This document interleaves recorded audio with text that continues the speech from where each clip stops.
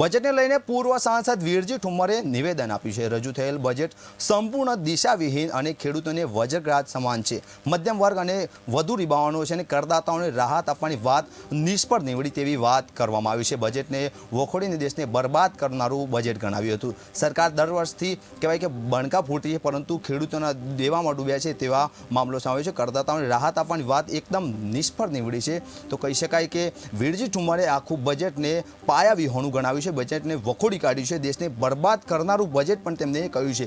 બજેટને લઈ પૂર્વ સાંસદ વીરજી ઠુમ્મરે આ નિવેદન આપ્યું છે। કેન્દ્ર સરકારનું આજે જે બજેટ રજૂ થયું છે એકદમ ચીલાચાલુ છે।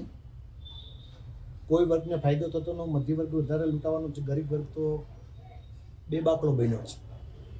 હજુ પણ ગેસના ભાવ વધારવાની શક્યતાઓ વધી રહી છે।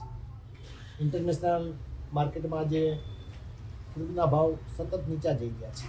એનો લાભ હિન્દુસ્તાની પ્રજાને આપવા માટેનો એક સામાન્ય પણ પ્રયાસ આ સરકારે કર્યો નથી। બજેટમાં ગુજરાતને તો સંપૂર્ણ યાદ કર્યું છે। ગુજરાતને કોંગ્રેસ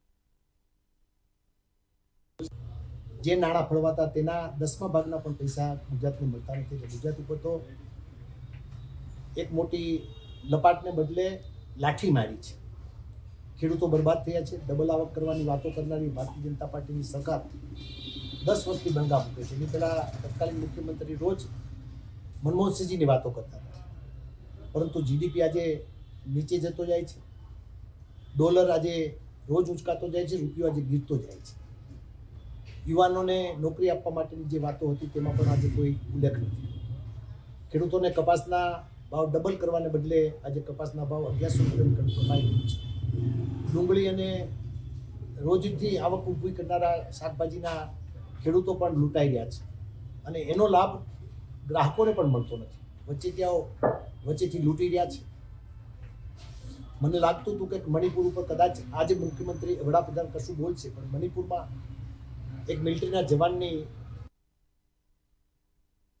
લગ્ન નાચ નચાવવામાં આવ્યા, એની ઉપર એક પણ શબ્દ બોલાણો નથી।